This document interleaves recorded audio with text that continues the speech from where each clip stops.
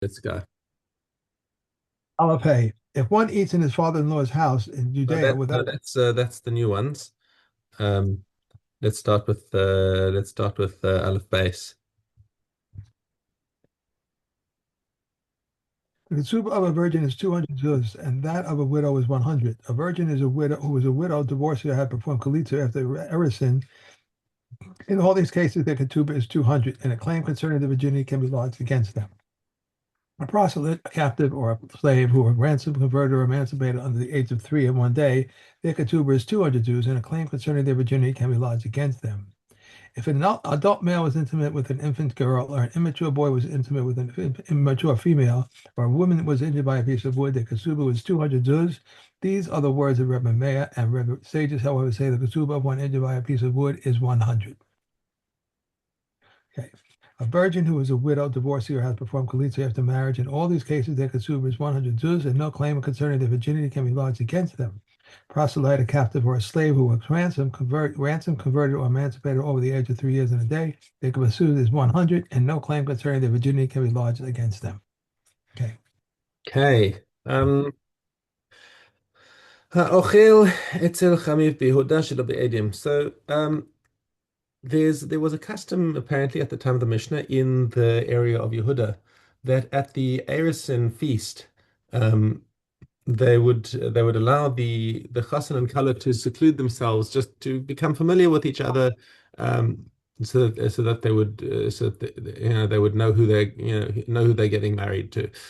Um, and apparently Chazal weren't very happy with this custom. Um, but whatever the case, they said if you're going to do this, and this is the Ochel Etzel Chamiv B'Yehuda Shelo B'Edim. If he doesn't have witnesses around, in other words, if he's in Yichud with his Arusa, Eino Yachol Litzon Tainus Besolim, then he loses his right to claim Tainus Besolim because he's been alone with her. So if she's lost her Besolim, we're going to blame it on him.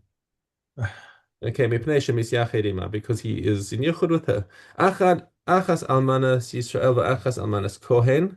Now switching to um, the widow whether it's a widow of Israel or widow of a Kohen, Kesubos Maneh.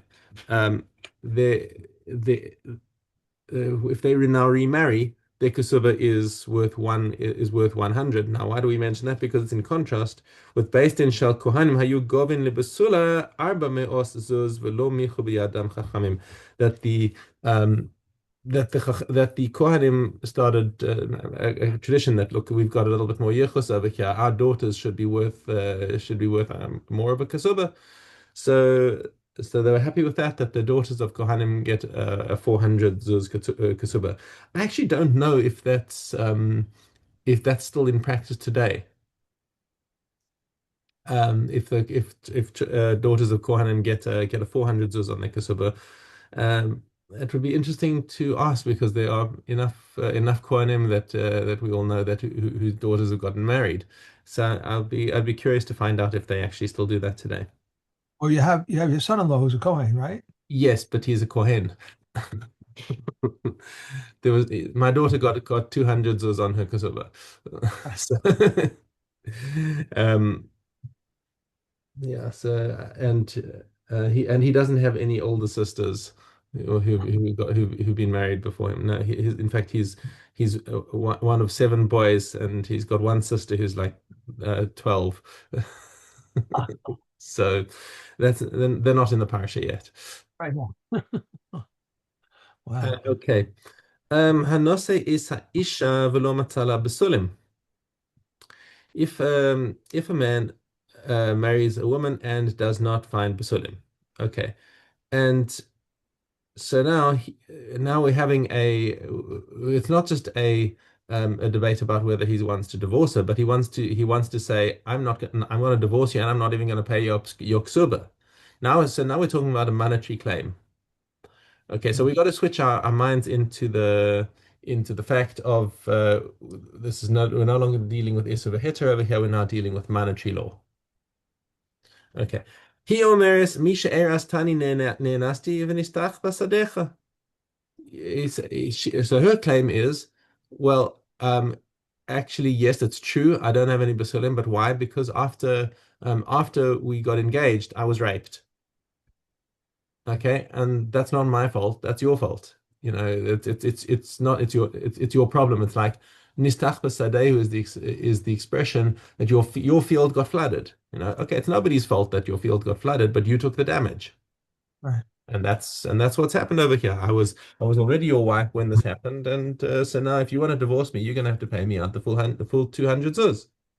The halomer and the husband says, Lochi, I don't believe you. Ela ad shelo erastich. This all happened. Whoever you had relations with, whether it was with your consent or without your consent, maybe it happened before we were engaged. And therefore, when I married you, that was it was a mekach taos. You misled me, and therefore I don't want to pay out your kasuba at all. Rabban Gamliel v'Rabbi Eliezer omim nemenes. They say she is believed. Why is she believed? Because her chazaka is that as they're saying this is on the basis of chazaka. Since she is born with basulim, and we assume that she had her basulim right up until the moment where it could last be proven. Therefore, whatever happened while it was on his watch in the last year. Okay. Rabbi Yeshua Mer lo mipia anu chayin. No, why should we? How can we believe her? This is a monetary claim. She wants to extract 200 zuz from him, and hamotzi mechaver alav haraya. So the fact that she's got a chazaka is not enough. He Right. doesn't he doesn't think that the chazaka is enough to extract the money from him. Ela harezo b'chezkas ba'ula ad shelo tisaris. No, I'm treating it as if she's got the chazaka that she had relations with somebody before she got engaged, before she got married. V'hit'atu, and she deceived him. Ad shetavi raya lidvareha, unless she can bring proof to her words. Similar case. He omeres mukas eitz ani. She says, yes, it's true that it's true that I don't have any basulim, but why not? Because I had an accident. Mukas aids to say she was hit by wood. Okay, but whatever it is, that's just sort of a generalized term for I had an accident. Who omer lochi? No, I don't believe you. Ela drusas ishat. You had relations with a man. Now, even according, Rabbi Meir says that she gets 200 zuz, but even the Chachamim say that she gets 100 zuz, and he wants to say, I did not want to marry a woman who's already had relations with a man, and therefore you have misled me. Nobody would reasonably object to marrying a woman who'd had an accident, Right. but the fact that she's been intimate with another man is consequential. Okay, so his claim is, by the way, another thing that we're introducing over here is that she's got a bari claim. Bari means I'm telling you, I know what happened to me. And in the previous mission, she's saying, I was raped after we were married. Okay. And in this one, she's saying, I had an accident. And she's saying, coming with a bari claim. And the husband is saying, Shema, maybe, maybe not. I suspect that maybe you're not telling the truth. So his claim is necessarily weaker because he can't say, I know that you did. Um, he can say, maybe you did. So he says, what happened? Drislas Ishat, you were pressed by a man. Rabban Gamliel v'Rabbi Eliezer amim nemenes. So they say, yeah, same story. She has the chazaka, and she has a bari v'shema. She has a bari where he has a shema. So we're going to believe her, and he will have to pay at least 100 zuz. Rabbi Yeshua Omer, Lo mipia anu chayin. No, we cannot trust her words.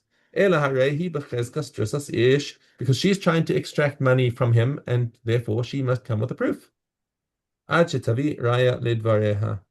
Okay, so she has to come and bring the proof, otherwise she cannot extract any money from him at all. Okay, and we will carry on with some more similar cases tomorrow. Hey, vamos. No, yes, Vamos, beg your pardon. Yud Daled Zayin. I think I have the right place here. Let me Right, so see. it's the one it's two brothers, one cherish and one competent, one deaf Brothers, mute. One a deaf mute and one competent were married to two unrelated competent women, and the deaf mute husband of the competent wife died. What should the competent husband of the competent wife do? He may perform either chalitza or yibum. If the competent husband of the competent wife died, what should the deaf mute husband of the competent wife do? He should marry her, and he may never divorce her. If two competent brothers were married to two unrelated women, one competent and one deaf mute, and the competent husband of the deaf mute wife died, what should the competent husband of the competent wife do? He should marry her. If he then wishes to divorce her, he may, if the competent husband of the competent wife died. What should the competent husband of the deaf mute wife do? He may perform either chalitza or yibum. If two brothers, one a deaf mute and one competent, were married to two unrelated women, one a deaf mute and one competent, and the deaf mute husband of the deaf mute wife died, what should the competent husband of the competent wife do? He should marry her. And if he then wishes to divorce her, he may. And if the competent husband of the competent wife died, what should the deaf mute husband of the deaf mute wife do? He should marry her, and he can never divorce her. Okay, Okay. that's the end of that. Okay, Yes. all right. Gimel Hey. Okay.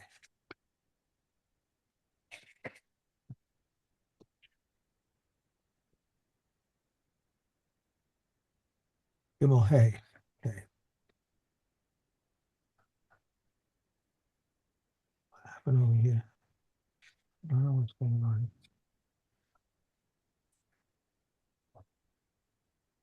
Okay. If there were three brothers and two of them were married to two sisters, and one was unmarried, if the husband of one of the sisters died and the unmarried one performed mama with her, and then his second brother died, Beis Shammai says his wife remains with him, while the other is discharged as his wife's sister. But Beis Hillel says he must send away his wife with both a divorce and chalitza, and his brother's wife with chalitza. And about this it was said, "Woe unto him concerning his wife, and woe unto him concerning his brother's wife." If there were three brothers and two of them were married to two sisters, and one was married to a stranger, if the husband of one of the sisters died, and the one married to the stranger married his wife, and then died, the first one is discharged as his wife's sister, and the second as her co-wife. He performed mama with her and then died. The stranger requires chalitza, but may not be taken in yibum. If there were three brothers, and two of them were married to two sisters, while one was married to a stranger, if the one married to the stranger died and the husband of one of the sisters married his wife and then died, the first one is discharged as his wife's sister, and the second one as a co-wife. If he performed mama with her and then died, the stranger requires chalitza that may not be taken in yibum. If there were three brothers and two of them were married to two sisters, while one was married to a stranger, if the husband of one of the sisters died and the one married to the stranger married his wife, and the wife of the second one then died, and then the one married to the stranger died, she's forbidden to him forever, since she was once forbidden to him. If there were three brothers and two of them married to two sisters, while one was married to a stranger, if the husband of one of the sisters divorced his wife, and then the one who was married to the stranger died, and the divorced brother married her, and then died, about this it was said, if any of them died or were divorced, the co-wives are permitted. Okay. Seems every time you get married, you die. I don't know. That's the nature of Yevamos. Otherwise, we wouldn't be talking about it. Cast base. One who eats the volume of a large date, like it and its pit, and who drinks the volume of both its full cheeks is liable for punishment. All foods combine for the volume of a date, and all drinks combine for the volume of its cheekfuls, but food and drink do not combine. If one ate and drank in a single period of forgetfulness, he is liable for only one sin. If one ate and did work on Yom Kippur, he is liable for two sin offerings. If one ate foods that are not fit for consumption and drank liquids unfit for drinking, for example, he drank brine or salted fish fats, he is not liable for a sin offering. We do not afflict children on Yom Kippur, but we train them prior to the previous year or prior to 2 years so that they should be accustomed to the commandments. Okay. Okay. Let me see. All right. I think we no, we'll almost finish tomorrow. Okay.